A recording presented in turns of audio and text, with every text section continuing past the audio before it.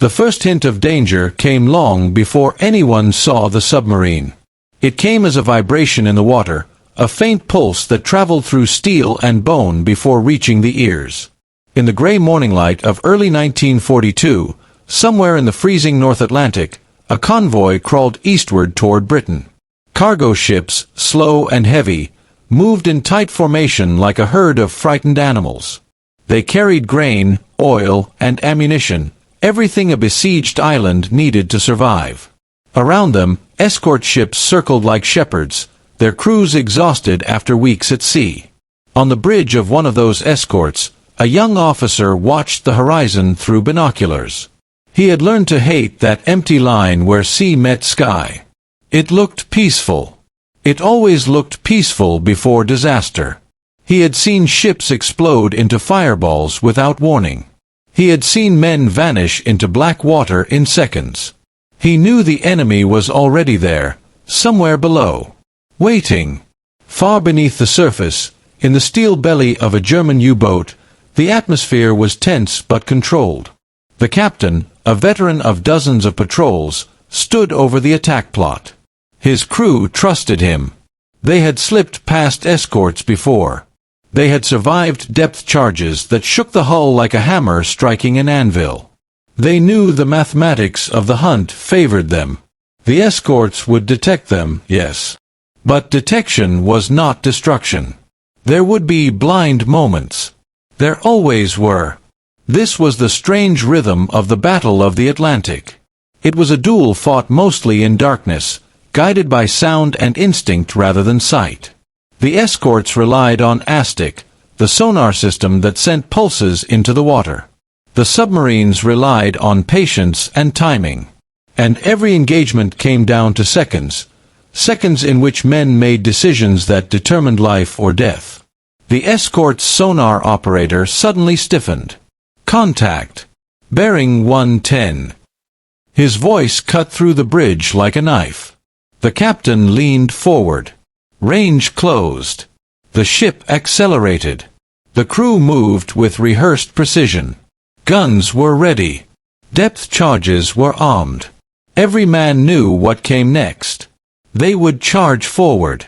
They would lose contact. They would guess. Below, the submarine captain smiled faintly. He had heard the pings growing louder. He knew the escort was coming. He also knew exactly when the sound would vanish. He watched his stopwatch. The moment arrived. The pings stopped. Silence. He gave orders instantly.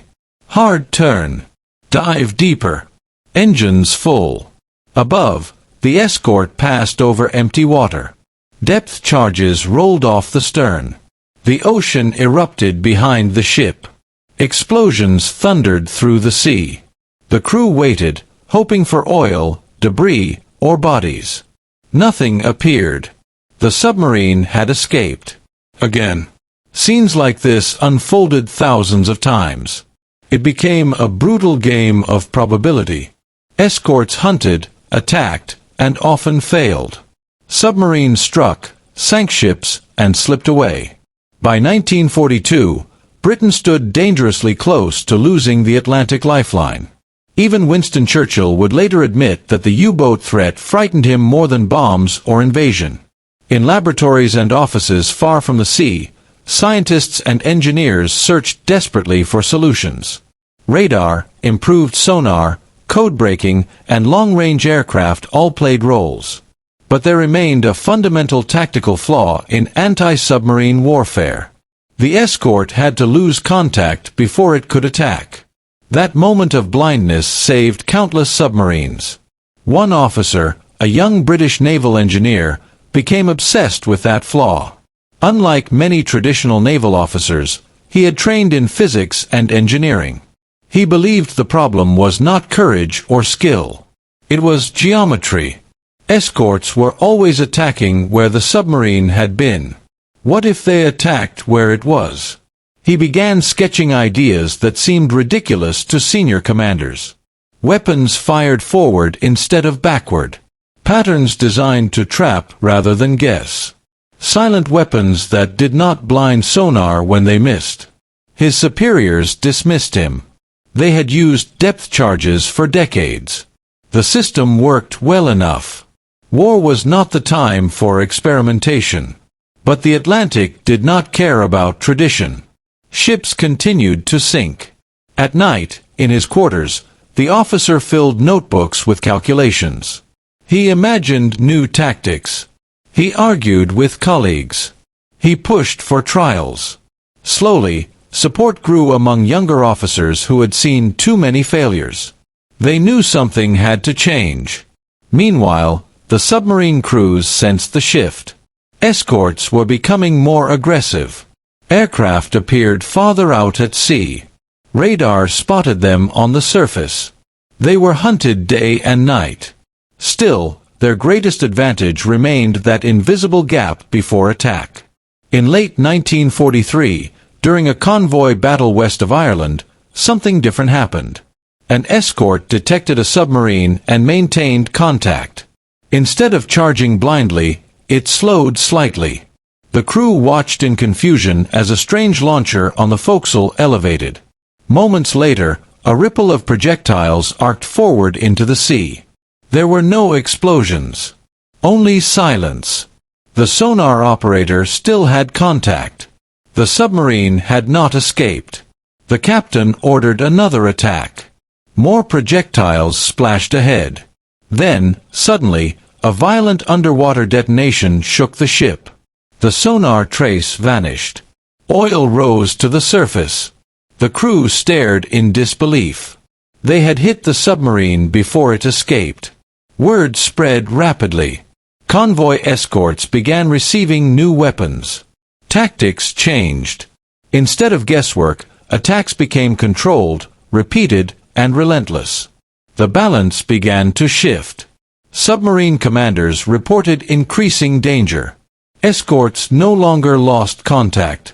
The blind time was disappearing. Attacks came faster, closer, and with terrifying accuracy. Survival rates dropped. By 1944, the Atlantic War had transformed.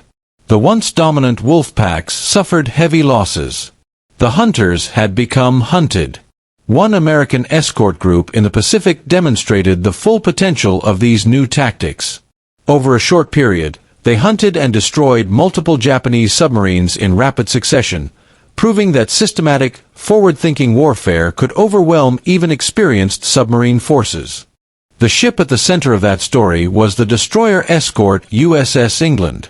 Her crew trained relentlessly, perfecting sonar tracking, coordinated attacks, and disciplined patience. They trusted mathematics more than noise. They trusted silence more than spectacle. In May 1944, operating in the Pacific, England hunted Japanese submarines forming a defensive screen. Over 12 days, she sank 6 of them. It was an unprecedented achievement. Each attack followed the same pattern: detection, tracking, forward attack, confirmation. No wasted explosions. No blind guessing. The psychological impact was enormous. Submarine crews who once felt secure in their evasive maneuvers now realized they could be destroyed without warning. Many never even knew they had been targeted until the final explosion. This transformation was not just technological. It was philosophical. Warfare had shifted from brute force to precision. From reaction to anticipation. The Battle of the Atlantic, once a desperate struggle for survival, became a controlled campaign. Convoys crossed with increasing safety. Supplies reached Britain. The Allied war machine grew stronger. Years later, historians would point to many reasons for victory: intelligence, industry, air power, code breaking.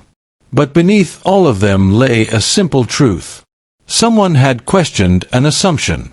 Someone had refused to accept that the blind moment was inevitable. The war at sea proved something timeless. Innovation rarely looks impressive at first.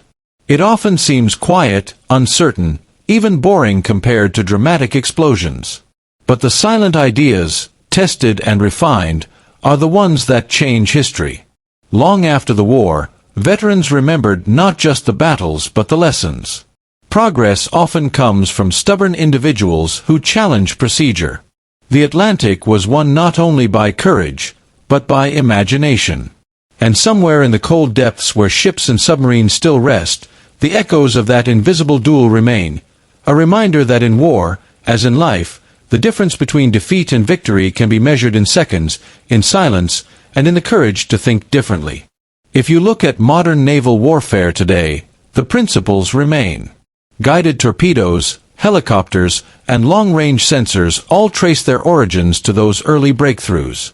The lesson continues to influence strategy, technology, and leadership.